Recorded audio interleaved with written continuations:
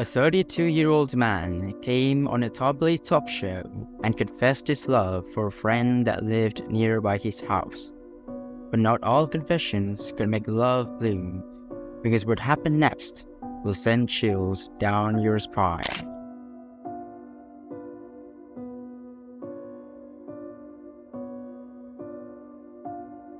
Scott Bernard Amedure was born in Pittsburgh, Pennsylvania, who then moved to Michigan at a young age.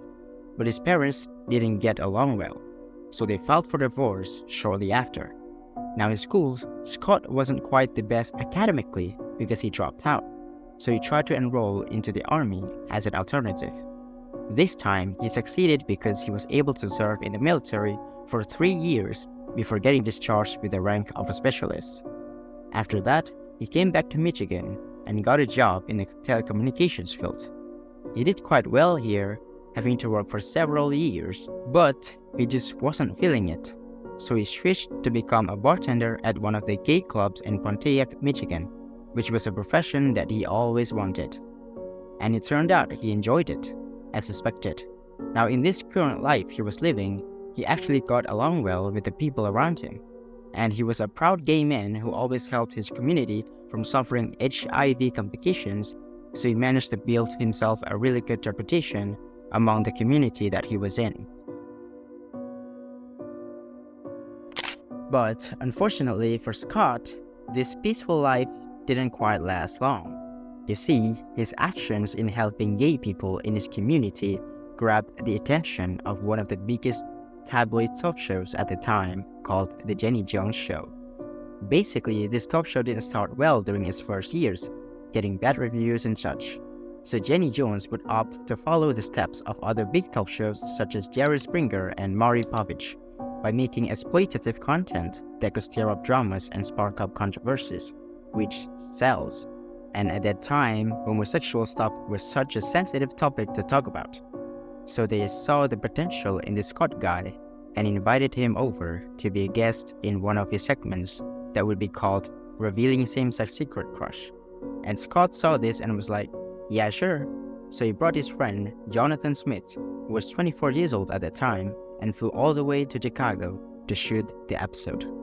At first, it was only Scott who came on stage, while Jonathan stayed off screen for the majority of the segment.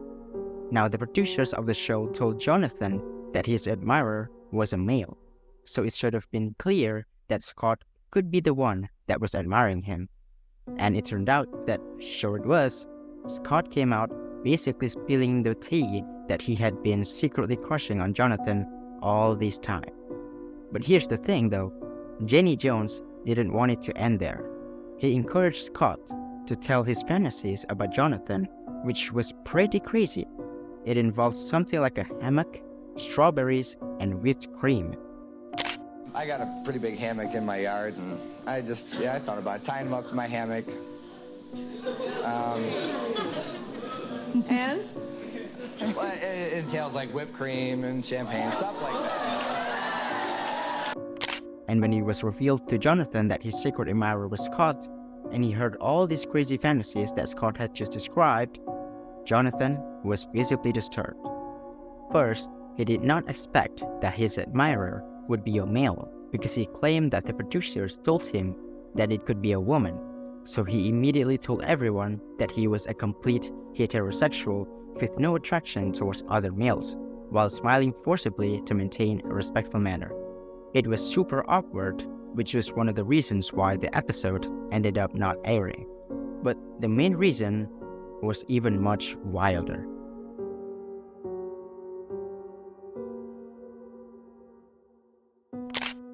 You see, 3 days after the Jenny Jones shooting, Jonathan found a note on his driveway.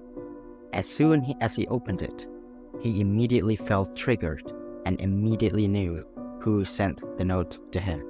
Now, we don't really know what was exactly written in the note, but sources say that it's suggestive, so it could probably revolve around homosexual things, which Jonathan hated. So he went to Scott's house to ask whether he was the one who sent the note to him, and by no surprise, Scott said yes.